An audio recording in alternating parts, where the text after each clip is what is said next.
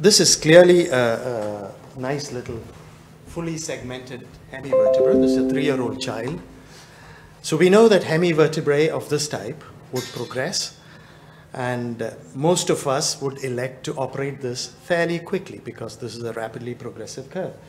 Yet, look at what this particular author did. This is from a published literature. In 2012, the curve has remained unchanged, or it's actually got better. By 2013, it is looking further better. So the author has chosen to observe this child for a fully segmented hemivertebra, which is completely against all the norms.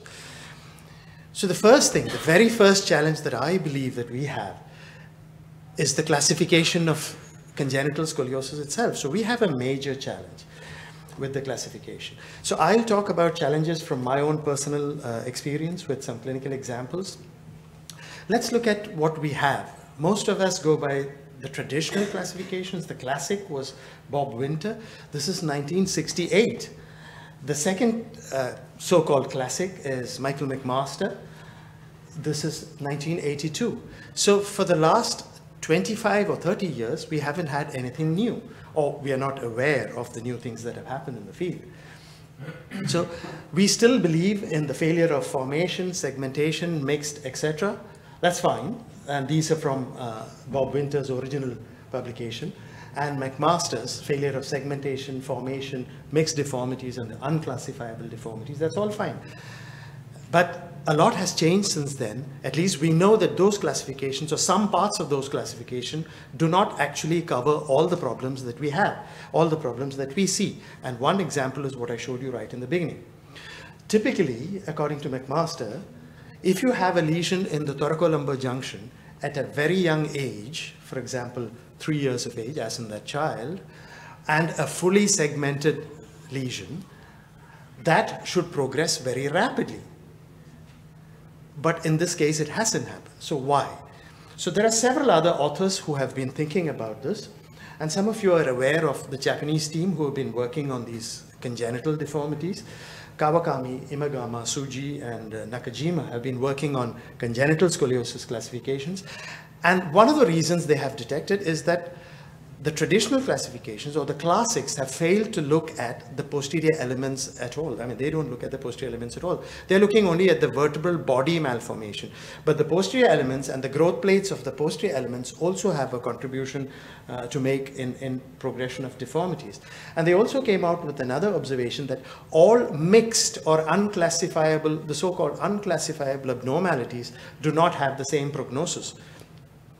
So Kawakami, Imagama, and along with Laurel Lenke, they have come out with a newer classification in 2009. I think some of you are aware of it. But the basis of this classification, can I have the microphone, please? The basis of this classification is that the posterior element also has very similar abnormalities to the vertebral body. So you can either have a fully free hemilamina, or you can have a semi-fused hemilamina or a fully fused hemilamina, because the lamina also has growth plates on its end, according to these authors. And that's what would make a difference. So you need essentially a 3-dimensional CT scan to diagnose these type of abnormalities. And based on this, on the posterior element as well as the anterior elements, they've given us a new classification system, which is this one. I would recommend you to go and read it. Now, the specific thing about this is that the complex deformities are further subdivided into two, the mismatched and the mixed ones with different prognosis. The mismatch, if you look at it, the purple refers to the posterior elements and the light blue refers to the ventral elements. So besides the ventral element anomaly, you have to be able to identify the dorsal element anomaly, the lamina anomaly, without which you won't be able to identify the prognosis of this particular deformity. For example, the mismatched deformities have got a much larger progression potential than the mixed complex deformity. Both of them are unclassifiable or complex. So based on our own experience, why is congenital scoliosis far more challenging than the more frequent adolescent idiopathic scoliosis, or similar to the syndromic you heard of earlier? Number one, there are no conservative options. So you could observe, but you can't brace them, you can't plaster them, you can't do any kind of conservative treatment. And most of them progress very, very rapidly. there is published literature to say that approximately 74% of them, compared to the much smaller AIS percentage, progress. And only 26%, they still progress, but they progress in a balanced manner, so you probably don't need necessarily to intervene with them. The second major challenge you have is they're much smaller children. Getting X-rays, MRIs, CT scans, everything is difficult in them. Anesthetic is difficult in them. The rehabilitation is more difficult in them.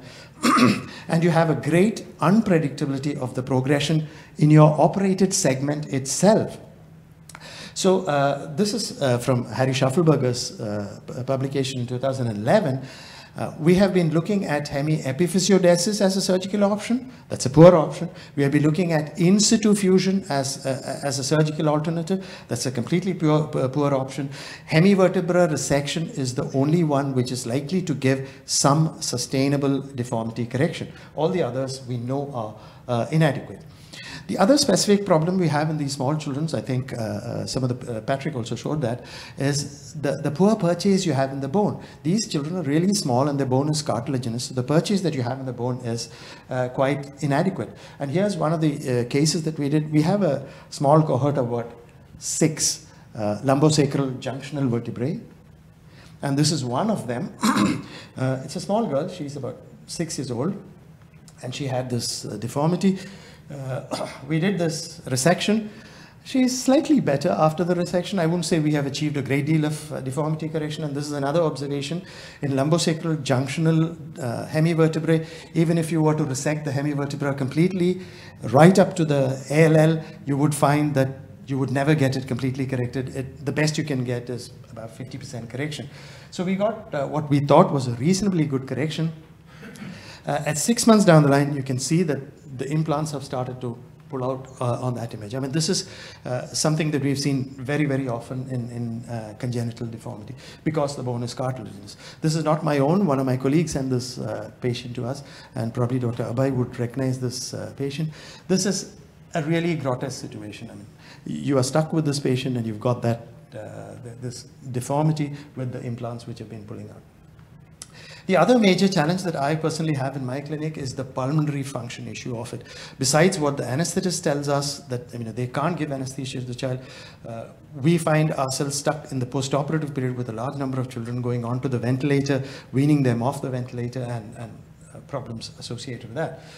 It's difficult even to test these children for pulmonary function because they can't blow through they're too small to blow through the PFT machine. So look at this child. I mean, you can imagine the kind of pulmonary function he would have.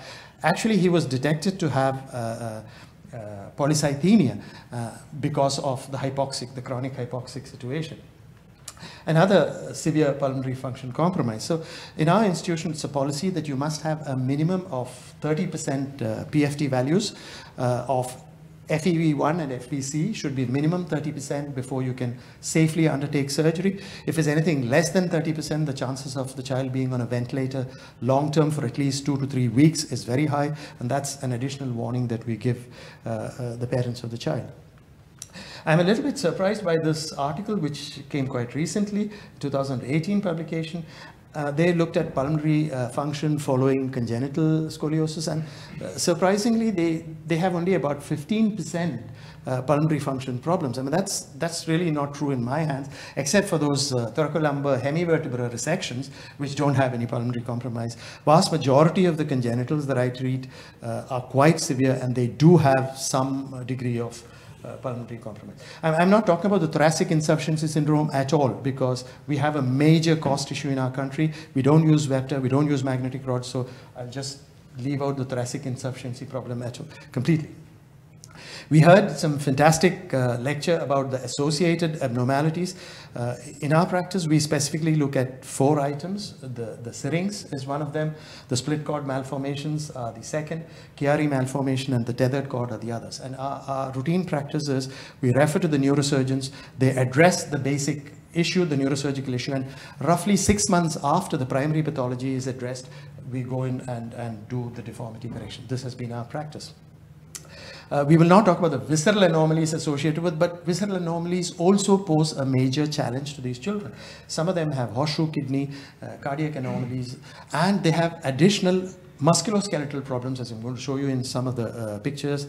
They have hip dislocations, they have other vertebral anomalies, so they are a major challenge. One specific challenge that I wish to highlight is the neuromonitoring challenge. Once the child starts becoming neurologically deficient, getting a baseline IONM is going to be difficult. So you won't get an MEP to start with. There's no baseline to start with, or you won't get an SSEP to start with, and then you are stuck. Even otherwise, you would very often have intraoperative neuromonitoring drops. The smallest amount of stretch that you would apply on a congenital scoliosis or a syndromic scoliosis would produce a drop compared to an idiopathic scoliosis, which is where the cord is a bit more resilient in my own experience. And then you have the other issue. These children are really small. You can't do a wake-up test for them.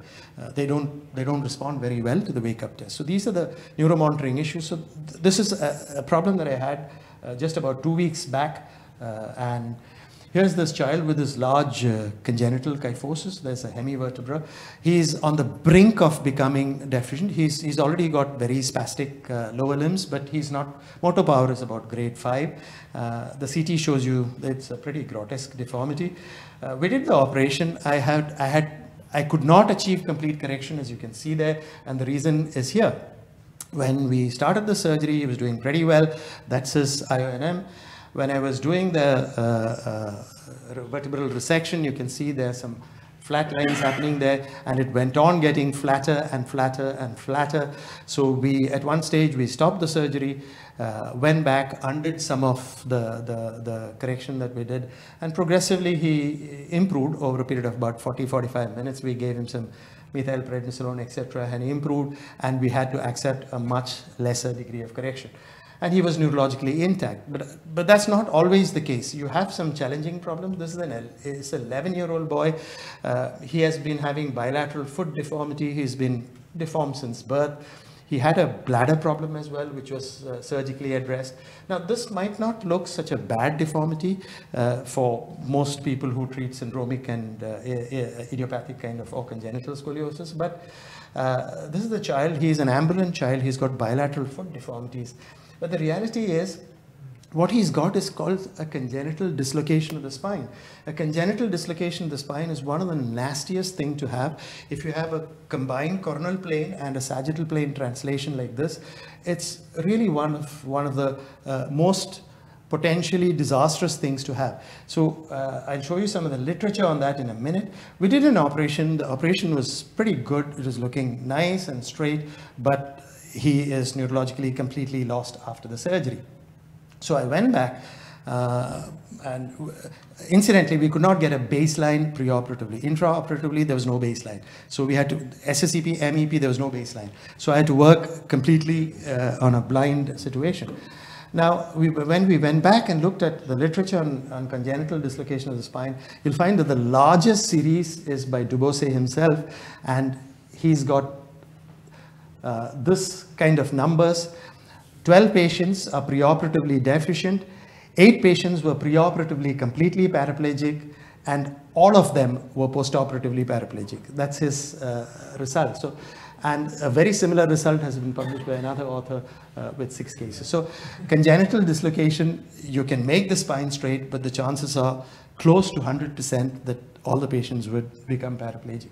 So this is another challenge that I've had. I'll show you another one of my lumbosacral junctional deformities. A 3-year-old female child. She had been operated for VSD earlier on. She has no intraspinal anomalies, but she has got massive truncal imbalance. Trunk is shifted considerably, and that's the deformity. Now, as I mentioned earlier, I've got six of these cases now. These lumbosacral junctional vertebrae, they are pretty sad. And that's the one which is causing all her problems. And there's a similar one up here, a fully segmented hemivertebra. So we thought we'd remove both of them and, make her trunk balanced. So on the bottom, we did a nice resection. We got fairly decent correction. On the top, we also did a resection. And though the kyphosis is not fully corrected, as you can see on the lateral view, the scoliosis and the balance is fairly good. At least we thought it was good. We went back and looked at the published literature. So again, the largest number of cases that anybody has got, operated cases, is about 8. And in their series also, they have commented that you know what, whatever you do, the parents are very unhappy because the child is only slightly better than what it was pre-operatively, and they don't do too well post-operatively. All the kinds of complication, implant pull-out, progression of deformity, loss of balance, everything else is still there. And that's exactly what happened to us at 1 year follow-up. The implant cut out and the child is again grotesquely deformed.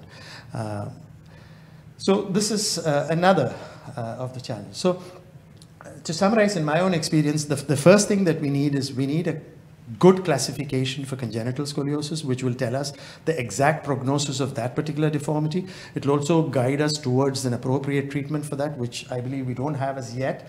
The Kawakami classification is somewhere there in between. We're getting close to it, but we're still not there. And we should accept the fact, and we should counsel the patient and the parents, that multiple resurgeries are going to be required. This is a surgery which is fraught with complications, including a very high incidence of neurological complications, because you can't even get a baseline. So unlike AIS, we have to, as surgeons, have to accept that parent satisfaction and patient satisfaction is pretty low in this, and the challenges are as I enumerated. Thank you, ladies and gentlemen. Are we okay with time for questions, or? Okay. With all the talks, and then we have an hour's lunch break, and it was a bit difficult to catch up. Sure. If you guys are okay with that? Okay. Yep, waiting for yours. Any questions? Otherwise, we go on to the next topic. Yes, sir. How often do you, particularly in idiopathics, especially in idiopathic scoliosis, how often do you do MRIs before you do anything? 100%. So we have... It's not the answer that a lot of people do. A lot of orthopedic surgeons do not do MRIs. So even though clinical abnormalities, abdominal reflexes and cremasteric reflexes are normal, we have one publication from our unit, another publication from another place in India, some from Turkey, which have, there's one from Japan, which has shown between 3.7% in our institution and 12% in the Japanese publication, they have occult intraspinal anomalies. Sure. One of the 4 earlier mentioned. Sorry. Great talk, and I was feeling the familiar nausea of congenital deformity challenges as you were going through it.